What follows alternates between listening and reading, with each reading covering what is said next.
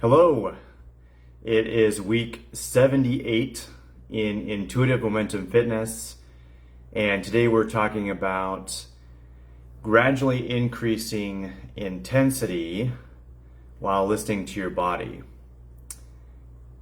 The reason we're talking about intensity is that your body adapts to specifically what you do.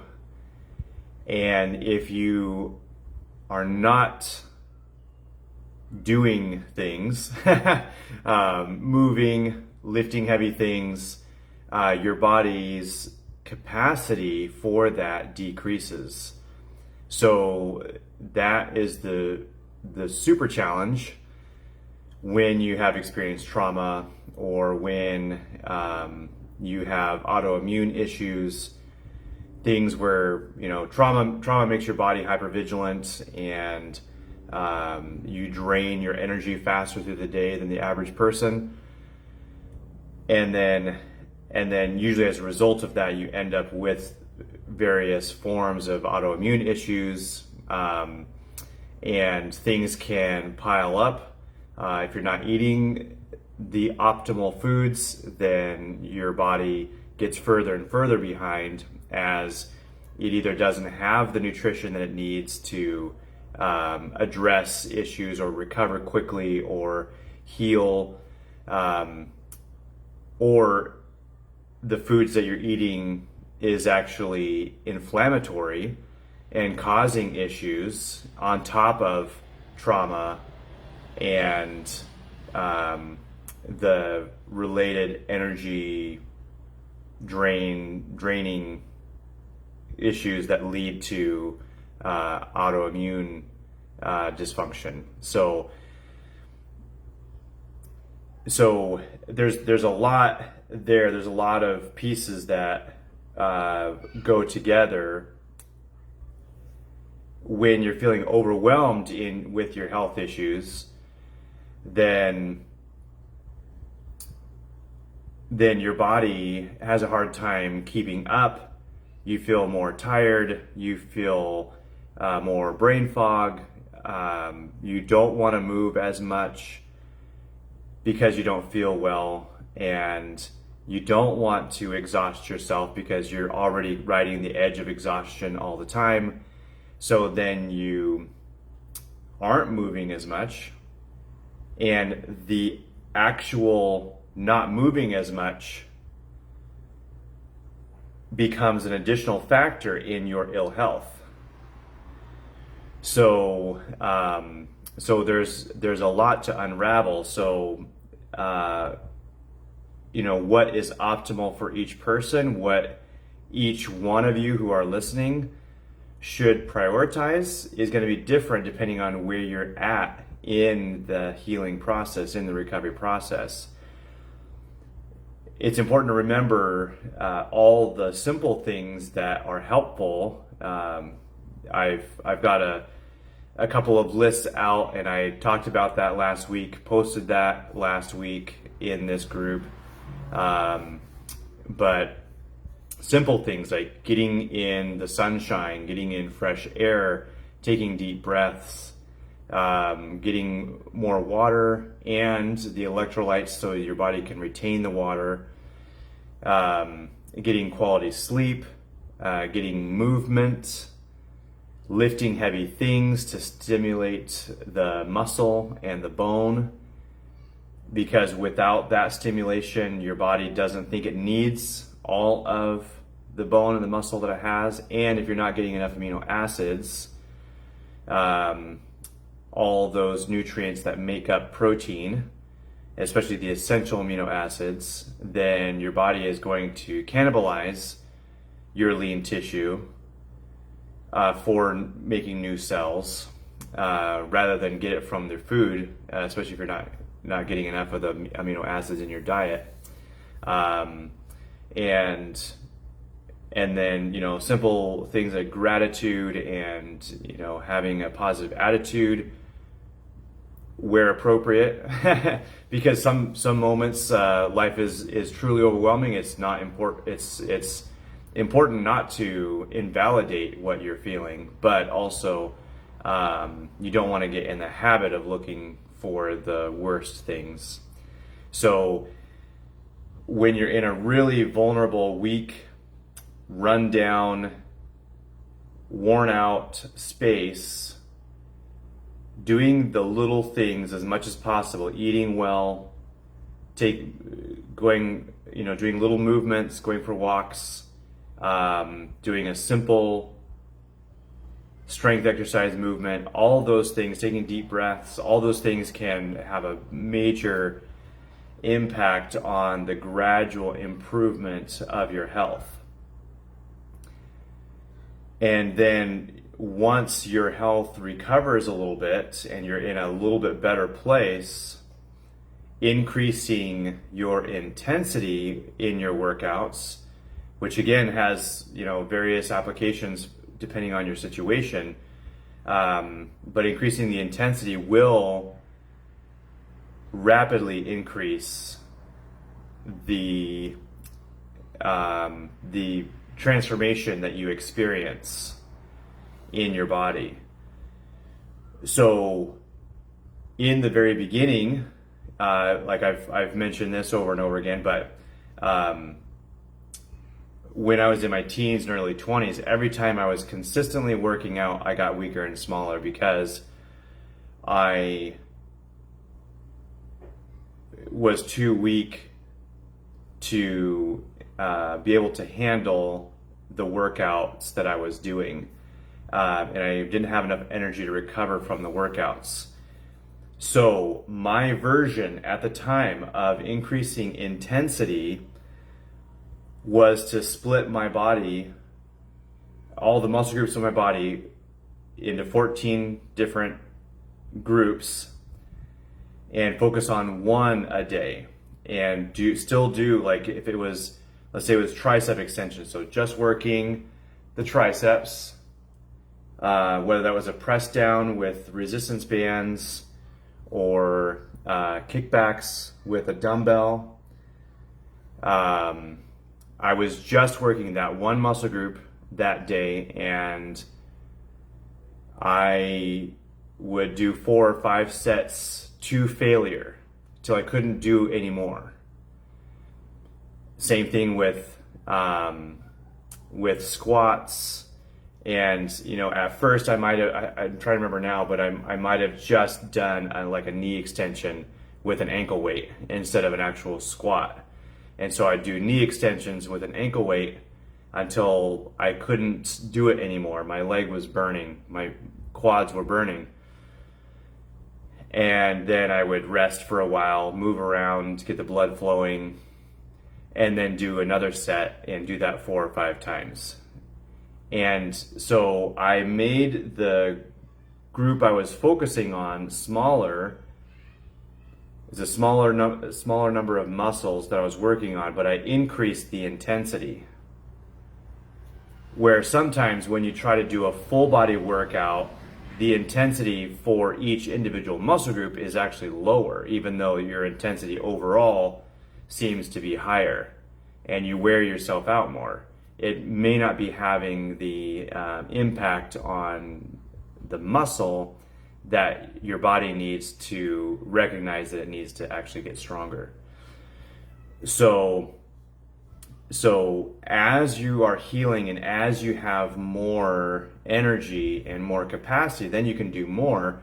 And I was able to do more. And so most of the years since those early years, I've been able to do higher intensity or greater volume workouts. Like today was chest and triceps. So I was doing max chest press with dumbbells. Today I went up to 70 pounds because I'm still recovering injury on my right pec. Dropped a 90-pound dumbbell on it on this side. So normally I would go up to 90 pounds and do max set and then do a drop set series after that. So 90s, 80s, 70s, 60s, 50s, 30s, 50s, 40s, 30s. and each time do as many as I can till like I can't quite get the dumbbells up through full range of motion. And it doesn't take very long. It's just kind of a quick, maybe 30 minutes altogether with some warm up and some cool down. Sometimes I add the triceps with it. So if you're not using the gym, you can do push-ups against the counter, push-ups against the floor to hit the same muscle groups. You can do super slow squats. So, but the important principle, like however you end up applying this, is that whatever muscle group that you're focusing on needs to reach fatigue. Fatigue can be burning in the muscle, the lactic acid, you feel in that, quivering in the muscle, a lot of shaking, and then just inability to perform the movement properly. So reaching fatigue is how you let your nervous system know, oh, we actually need to get stronger in this muscle because we won't be able to do the same thing again tomorrow. We're going to have to recover and recover stronger. So I know some of you are not in that space to push yourself that hard just yet. So what should you be doing if you're dealing with autoimmune issues and extreme fatigue and all of that?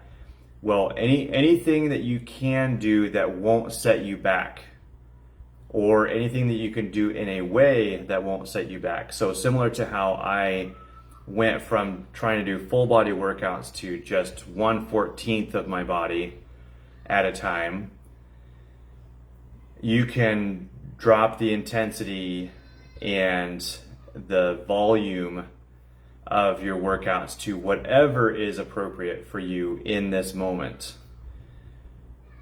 And don't underestimate going for a walk. Just going for a walk increases circulation to every cell in the body. Where there's more blood, there's more oxygen and more nutrients. So getting more oxygen and nutrients to all of your body is the best way to promote healing and recovery. I believe that if we were just to walk a little bit more, now some of you may be walking a ton already, so kind of listen appropriately. But if we were to all walk more, we would have healthier bodies, healthier immune systems, because oxygen is life, nutrients are life, blood is life. And so when there's more blood flow, there's more life and more healing and more recovery. This quote from Dr. Mark Hyman says, "Your body is a complex, beautifully designed system that can become your greatest tool. Move and exercise daily in a way that you enjoy and that energizes you. This is critical for optimal health." I love this because the main thing here is to start with ways that you enjoy, things that energize you. And I'm going to get to your comments and responses soon.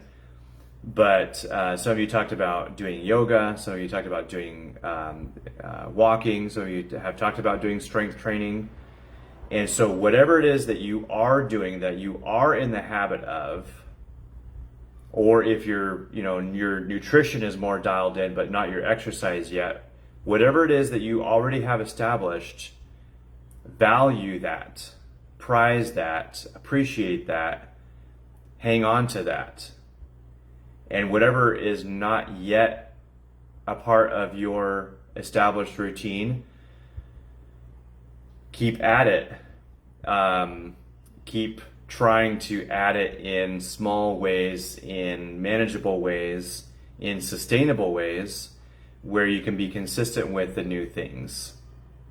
And we're gonna, as we go through your questions and comments, I'm gonna talk about ideas and suggestions for you. So why don't we dive right in? So, and I'm going to be responding to some of the things that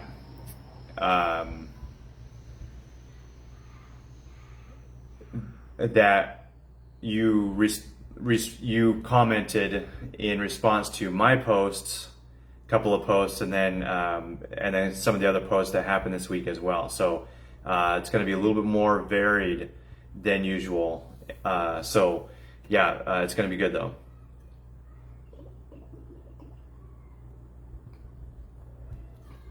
So Susie says, what's going well so far is successfully avoiding developing type 2 diabetes. I have a lot of family members with it, and it's partly why I'm obsessed with keeping active. Fight that insulin resistance. So I think Susie's talked about it. Let's see, and Susie is saying right now, 100%, you've got to do what you enjoy or that works for you, especially at the start of your fitness journey. Yep, absolutely. So, it doesn't mean that's all you ever need, because depending on your goals, you may need to add in some things that you don't necessarily love to do, but that help you move toward your goals. But always start with that foundation of what you love.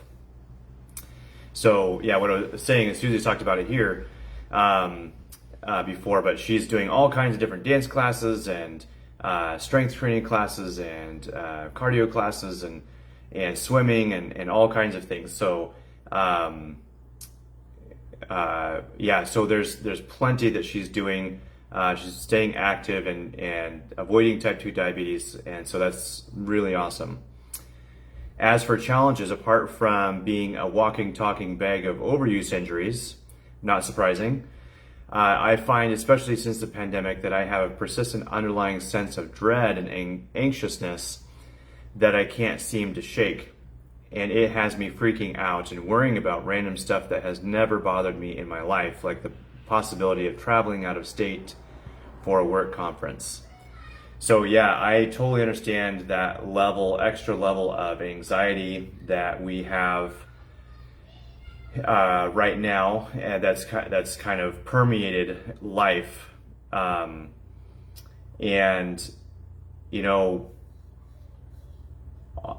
the one hand, I have made a massive intention of not listening to the news at all, which some people don't want to do and can't do, and that's totally fine.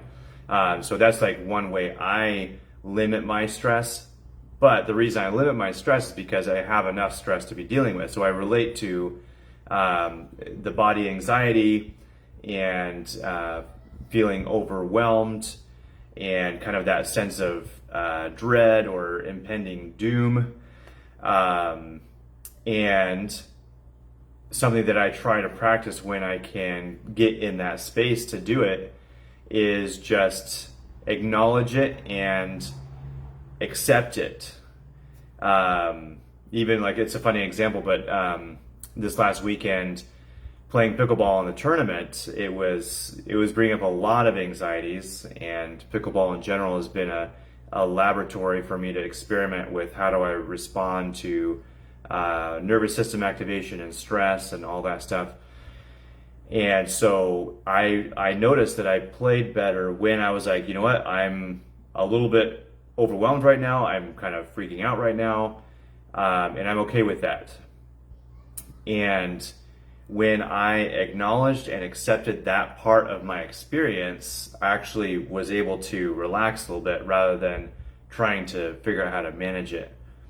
And so I don't know if that would be helpful at all, but just accepting that this is a crazy world right now. There's a lot of crazy stuff going on. It makes sense that I'm freaking out, and that I'm anxious and that there's some dread, and I accept my experience of this right now, and I'm gonna handle it the best I can. So definitely understand where you're coming from there, and hope you can find some ways of connecting to peace even through the chaos and anxiety. So Stephanie says, I've been practicing yoga every day for a week. My body feels like mine again, but I struggle with routine and know my brain will try to make me stop soon. I fly to see family I haven't seen in over 5 years due to abuse for my sister's wedding. I'm doing everything I can to prepare my body and mind. Yeah, that's amazing, Stephanie. In The Body Keeps the Score, the book by Dr. Bessel van de Kolk, he says, as one of the world's foremost experts in PTSD, that he's never seen anything more effective for trauma recovery than yoga.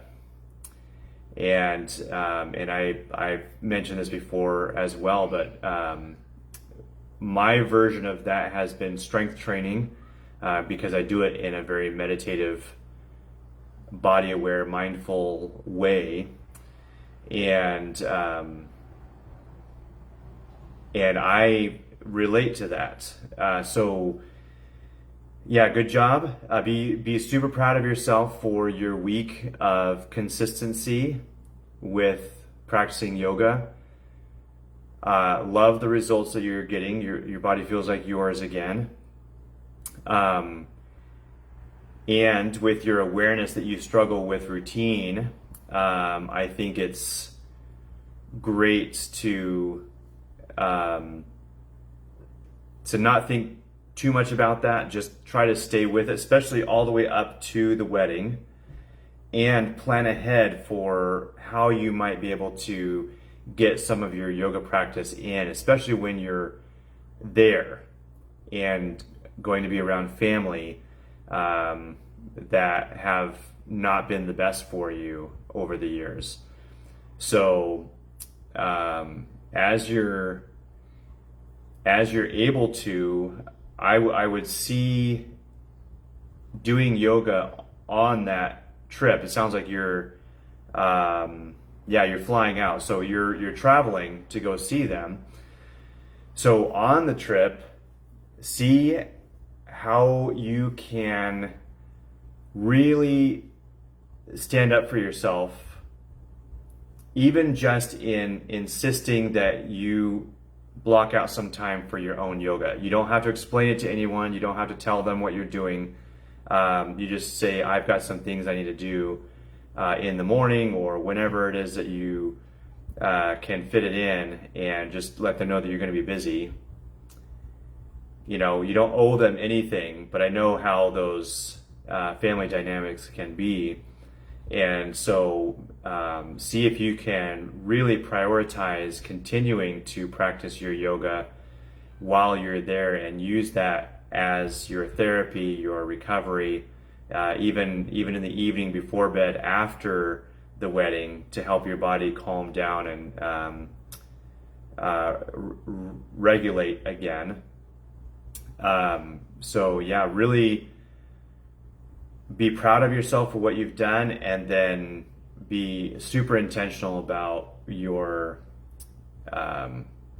prioritizing yourself through this time and through your experience there. So yeah, and I'd love to hear if you feel like sharing it, what happens and how it goes for you, even if you just need some recovery and some encouragement. So, and then Nicole says, this is super true and encouraging. Thanks, Kyler. Anne says, exercising regularly is going well. Eating well is inconsistent. Making any difference in weight is not happening. So there's some things, and you may know all this already, but so first of all, congratulations on eating well or exercising regularly. So that's going well for you.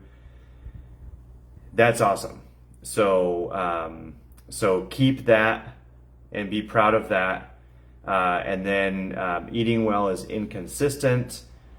So looking at what are the factors around the times I'm able to be consistent, and what are the factors around the times when I'm not consistent, and what factors do I have more influence over than others, and start with the ones that you have more influence over.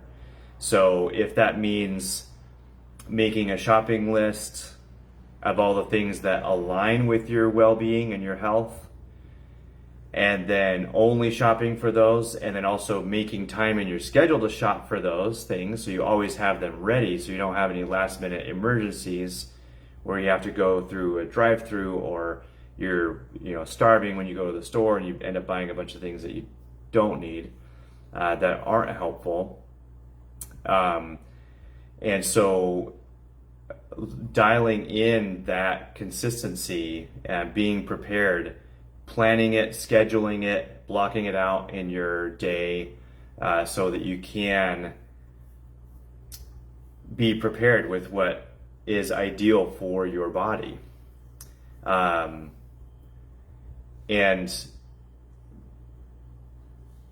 it's been so long for me of being very consistent with, really prioritizing what feels good to my body and only eating those things, that sometimes I forget that sometimes diets are seen as a temporary thing. Like, I'm just going to eat really strict for a little while, and then I'll go back to eating normal, and hopefully I'll have fixed my body, when that's not really the situation. Like, there are some foods that are just poison for you. Seed oils and sugar and grains have very, just minimal nutritional value. Your body is amazing in that it can utilize that as much as it possibly can. But it just really doesn't have any value for the body. So, your body is meant to get energy, calories from food, but also a bunch of nutrients. And it needs those nutrients for everyday function. And when what you're eating doesn't have those nutrients in it, your body has to steal from what's already in your body. So lean tissue, usually, because it's the least important tissue, it's the savings account of the body. So it's going to cannibalize bone and muscle, ligaments and connective tissue and all that. So prioritizing nutrient dense foods is so important. So it's not a temporary thing just to look a certain way. It's not a vain thing. It's not something that's an inconvenience to others because you have certain dietary restrictions and expectations. It is your health. It is your vitality. It is your life. So prioritizing that and prioritizing being able to be consistent with eating well is not being petty, is not being vain or anything else. It's super, super important. So yeah, don't feel bad about prioritizing that, especially when it comes to others and potentially inconveniencing other people because you are going to eat a certain way. So so good job with that. That will come first before making any difference in weight. So the last thing you said was making any difference in weight is not happening.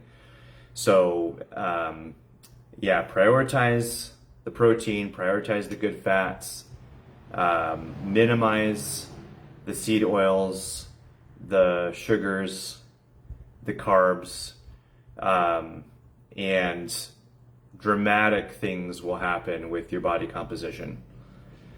So, yeah, and I'm sure you know this already, so I feel bad saying it, but losing weight's not the priority.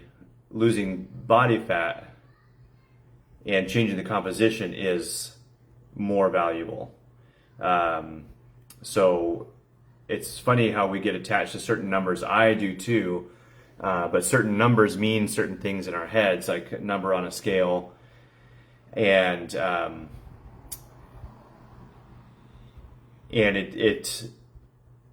some women will go up in weight because they're adding lean tissue muscle that they didn't have before, and they look way better, but their number is higher. And so that kind of is mental crazy making.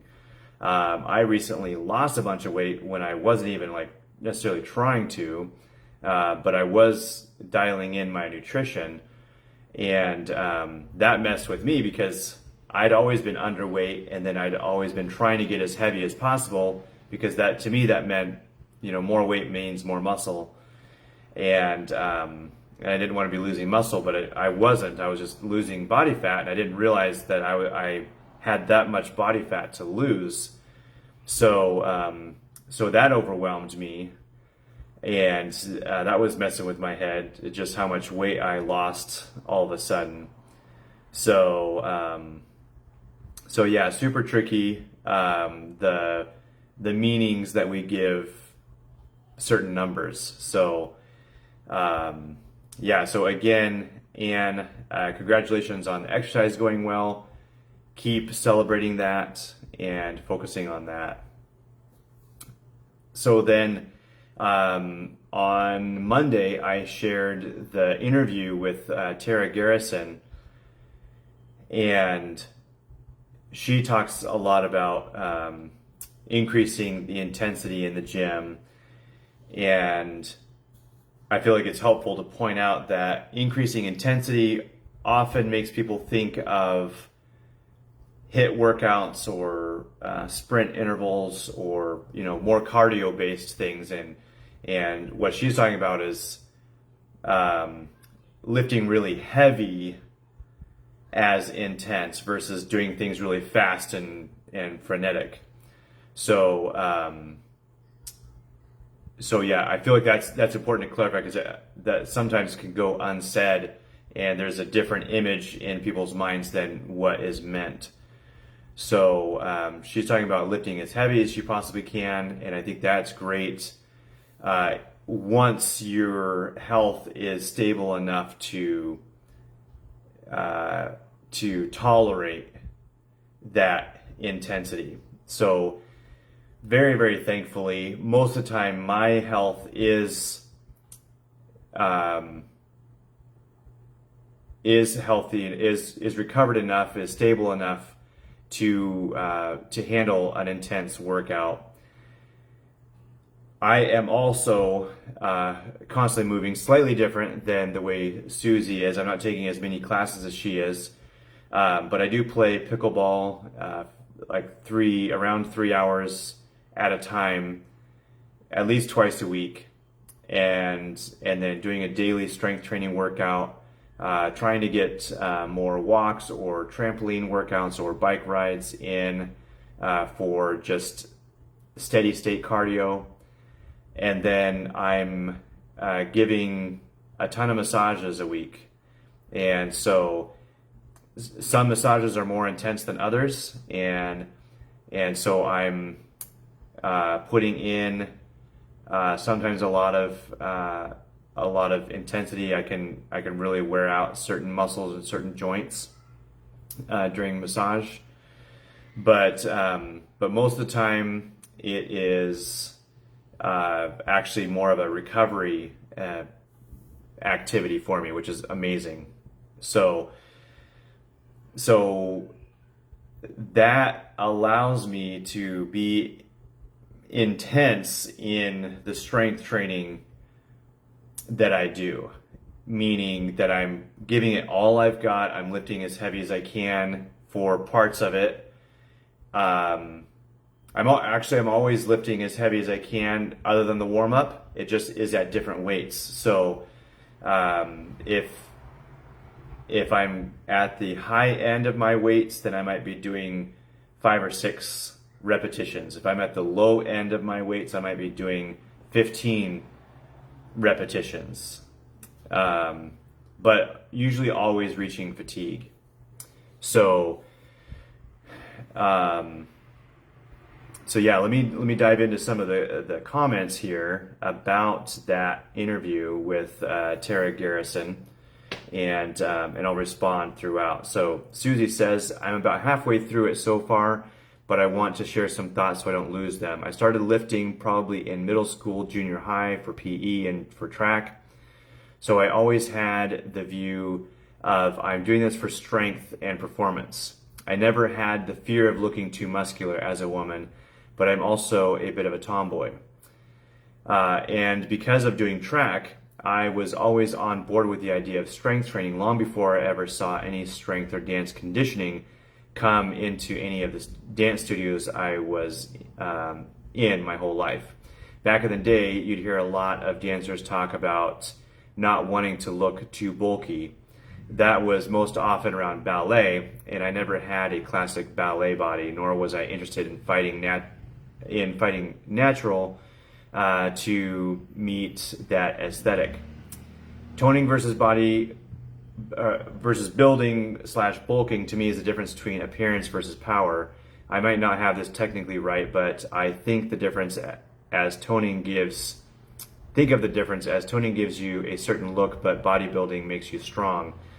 I'm more interested in lifting for strength and in support of the activities I do. Yeah, so there's a lot of interesting mindsets and fears and assumptions around strength training, especially for women.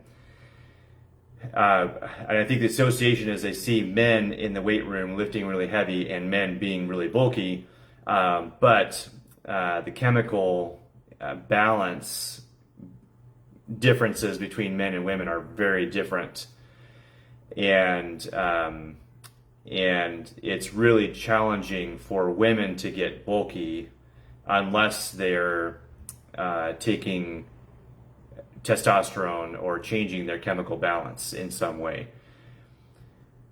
That said, sometimes it is the pump right after lifting that makes the clothes tighter and makes women think that they're bulking up when they're actually not. It's just the blood going to the muscles for a couple hours after the workout to repair the muscles.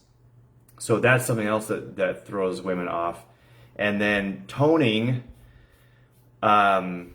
is really not a technical term at all. It's become so common that personal trainers use it now, but you can't get toned without building muscle and losing body fat. It's the exact same thing. So toning is nothing more than building your muscle and losing body fat. So and when women, as women get older, they tend not to be the ones, especially if there are men around, they tend not to be the ones to lift the heavy things, like if they need to move the couch or carry boxes in from the car or something like that. So women are more likely the ones to not be lifting heavy things, and so they are losing bone and muscle density, and that's why they end up with osteoporosis almost automatically in their 60s, because they spend their entire lives, all those decades, not lifting heavy things. And when you really think about it, a lot of times when women wish they had their 16-year-old body back, for those women that did feel like their 16-year-old body was their ideal body, that body was very strong. That body was very muscular. It's just that a muscular female body looks very different than a muscular male body. And so all of those curves that they wish they had again are muscle curves.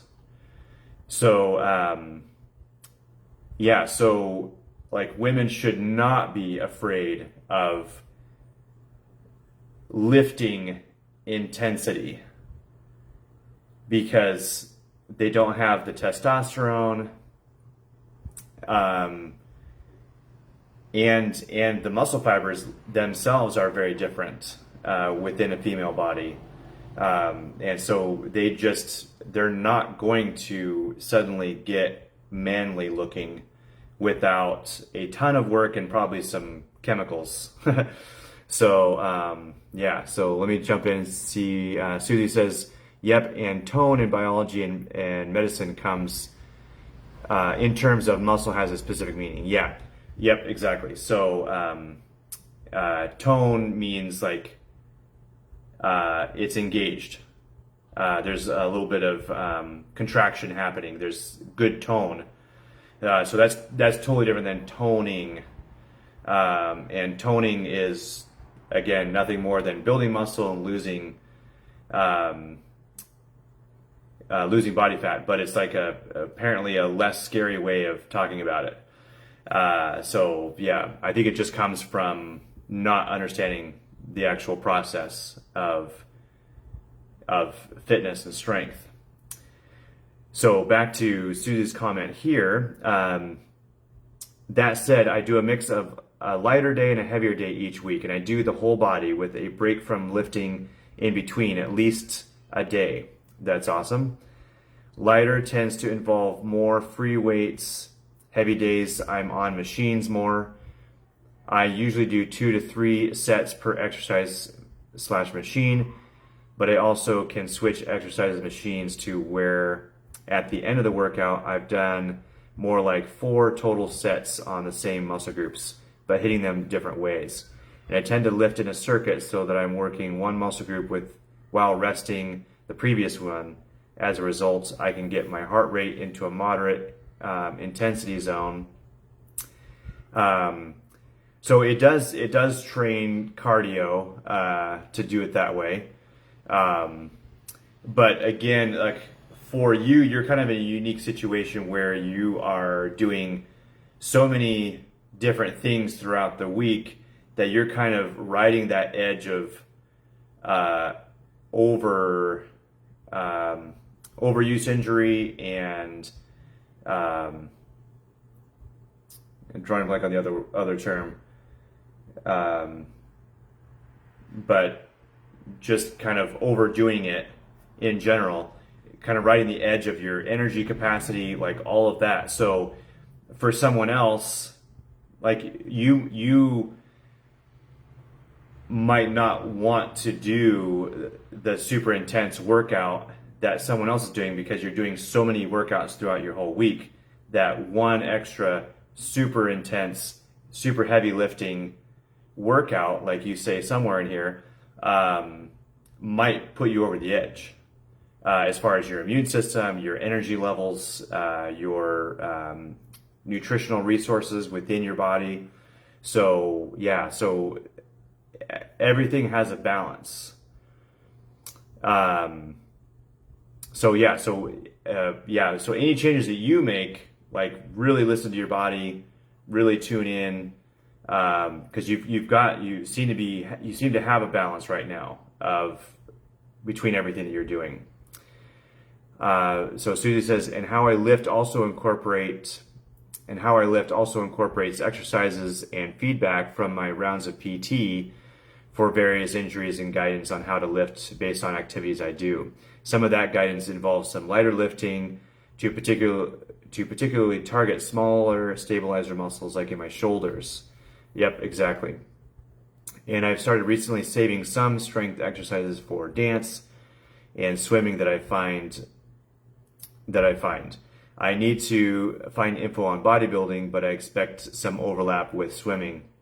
That's interesting. Sometimes when I find that stuff is that I learn I already do a particular lift or exercise, but for a different reason. Yep. There is a lot of overlap, so it does get simpler when you can see where the overlap is and minimize repetition throughout the week.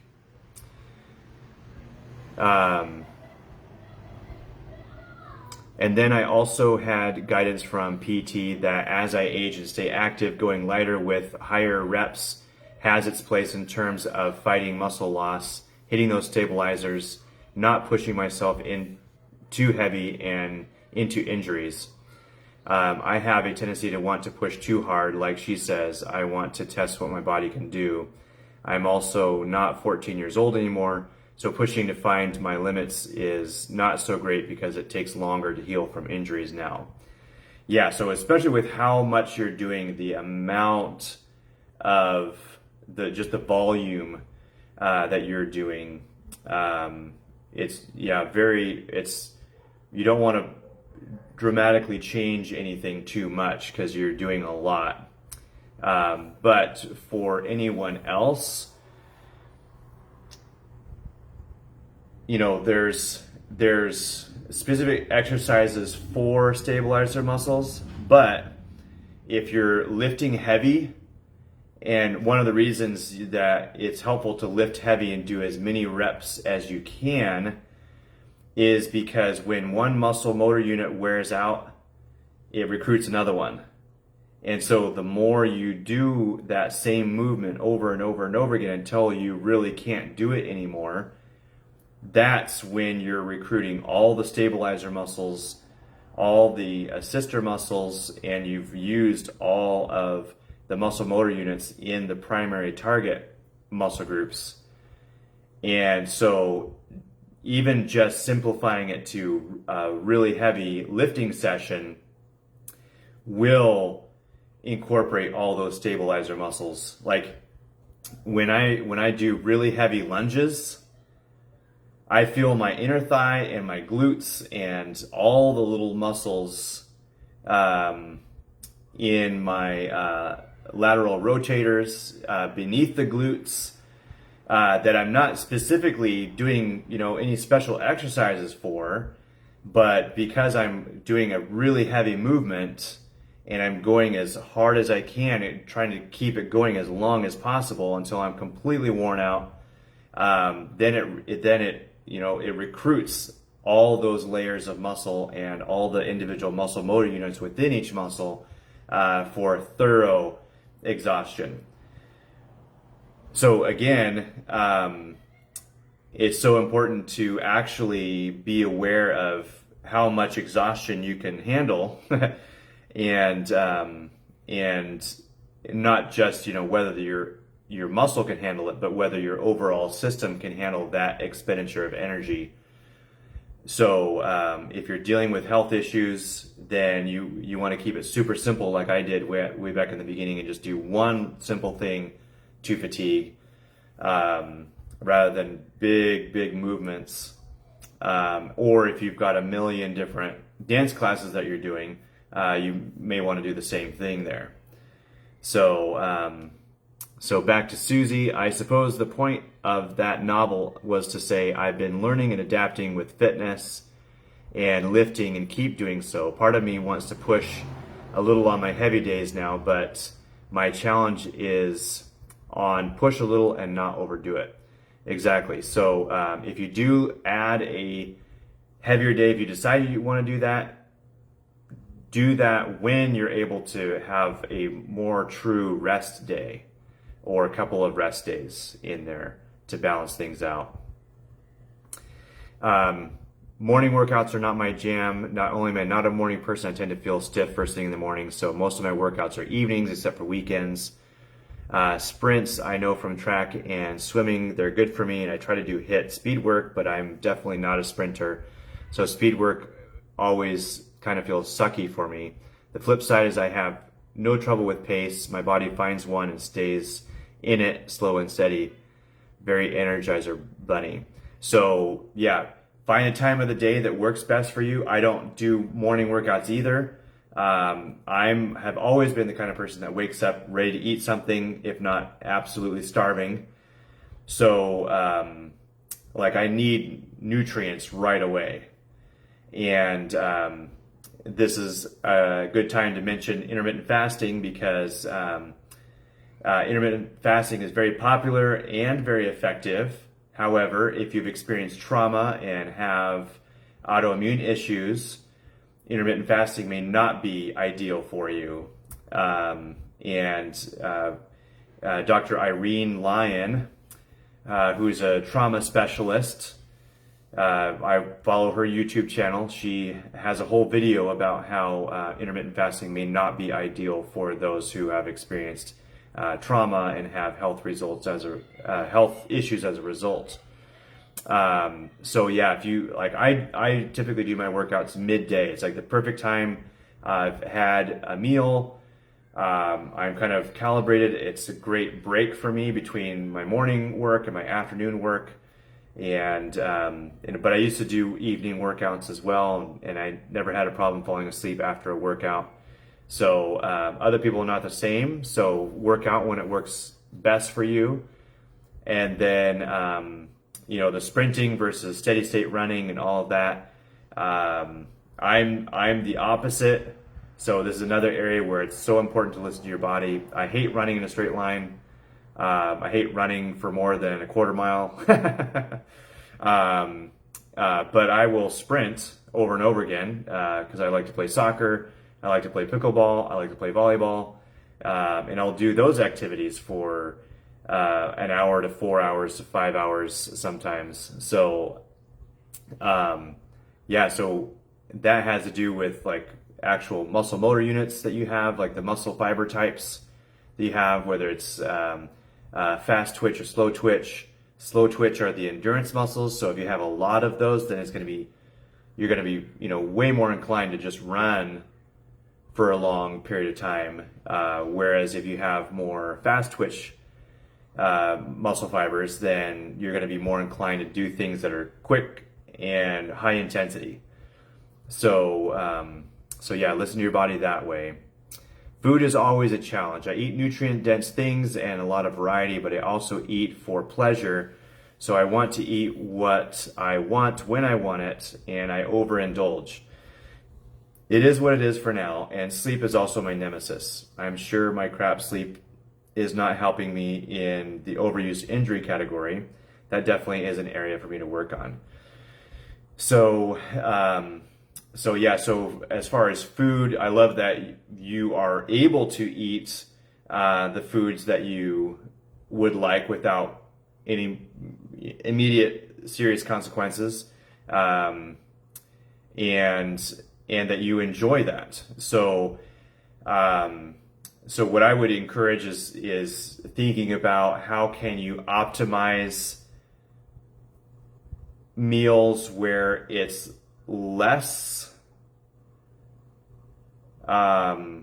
celebratory, I guess, and choose those meals where it's like, okay, this meal of the day or these meals of the week are the meals that I'm going to get creative in the kitchen or go try something special, and that way for a good chunk of the time you're prioritizing what is ideal for your athlete body, your dancer body, and your longevity and your just overall health. And then there are certain times when you can focus on the pleasure of food, and you can prioritize that creativity and all of that. And then, sleep is so important. Picking some activities before bed that help you unwind if that's the case that you need, and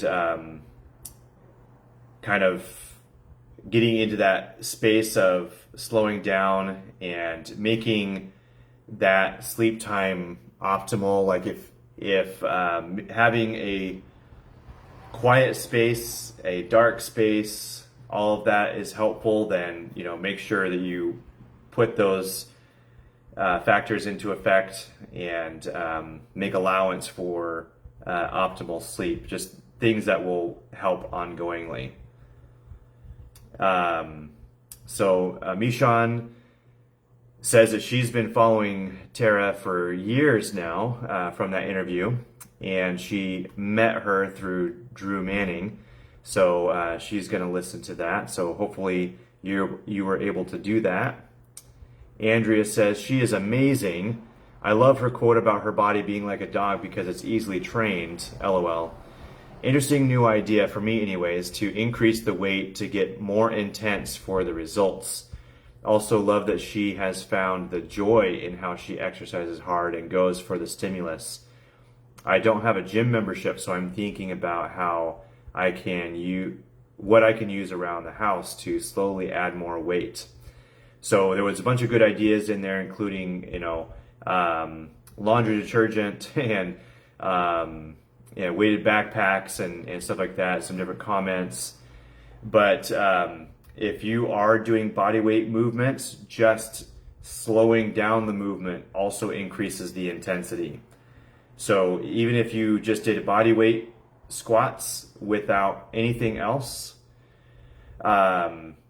and you just did super slow movements, maybe did some pulses at the bottom and then back up and you got to the burn, that's a good way to increase intensity. You can also do squat jumps. So leave the floor and then come back down, do some more, keep doing it until you can't walk. That's my favorite. Lunge jumps, walking lunges. You could grab one of your kids, put them on your shoulders, and do some squats. But push-ups against the counter, row with the resistance band. Slowing down the resistance band is really great because the resistance band gets tighter, gets more intense the more you lengthen it. And so slowing that down is pretty powerful as well. So it doesn't have to be incredibly intricate. You're just wearing out the muscle and telling it needs to get stronger. So let's see. Okay. All right, let's see here. Okay, so Nicole posted this article about how deep breathing can worsen trauma response. Taking a breath isn't always the answer for trauma survivors. So I have noticed this and feel like depending on your go-to trauma response, fight or flight is probably going to increase your breath rate. Freeze and fawn is probably going to be where you're holding your breath more. So breathing could be helpful for freeze or fawn response. But telling someone to breathe is not specific enough for someone who has a fight or flight response because they're already breathing, but it's shallow and rapid. So I feel like the guidance should be to slow down the breathing and deepen it. And so there's a lot of good things that this article has to say, including focusing on your body can feel unsafe. If you feel unsafe in your body, the goal is usually to get out of your head and into your body.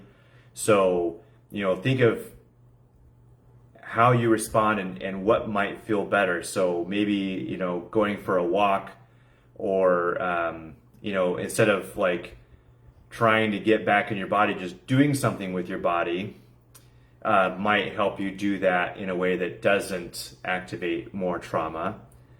And another point that they make in the article is you're judging yourself for not breathing correctly. So, trauma survivors definitely struggle with feelings of shame and profound self-judgment, like it says in here. And just like, I'm not doing this right. I can't do anything right. I can't cope with my trauma. And it can escalate so fast when you've had some intense abuse and verbal abuse in your life. So So trying to do something specific or follow a formula may not be helpful, but moving can be. And what the article suggests instead is to try sighing. So it's actually similar.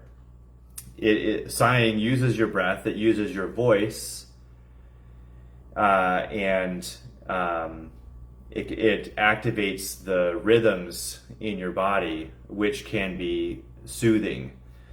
So I feel like moving without judging, usually going for a walk, people have not overanalyzed that. So usually that would be a safe way to not judge yourself, or to be in a situation where you're not overly critical of yourself. And then sighing can be really good as well. So thank you, Nicole, for sharing that. And then Andrea talked about discovering a new way to exercise while she was watering her lawn, and she would move in different directions and do a squat, and move in another direction and do a squat. And so combining exercise with her activity. And so there was some good ideas shared in the comments below that post. So good job, guys. Thank you for being here and interacting. And if this prompted any thoughts or questions, or you have any questions about how to specifically apply what we've talked about to your unique situation, please comment or reach out, and would love to get that clarified for you. So yeah, thanks for being here. Good job sticking on the journey, and talk to you soon. Love you. Have a good week.